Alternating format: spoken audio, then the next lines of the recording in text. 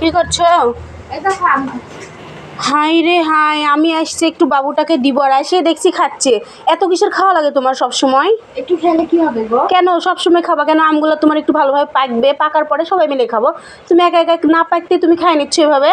একটু খেলাম তো কি হবে, তোমার ব্যবহার এরকম কেন? তো তুমি সবসময় খাবা কি? শুধু না আমি বেড়াতে এসেছি, আমার আম্মু বলছে আমগুলো পাকলে তুই খাস, আমার জন্য রাখছে, তুমি ওই খাই নিচ্ছ সব কিছু।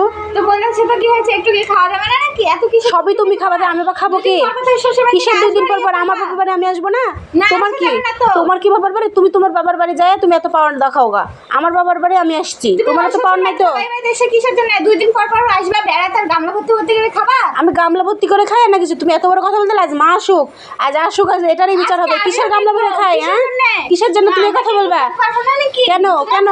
আমার কম হয়ে যায়। হ্যাঁ, যে তুমি খাবা না, তুমি গামলা ভরে খাও না, আমরা না খাইলেও আমাদের শরীর দেখো, তুমি খাও তো তোমার শরীর নাই।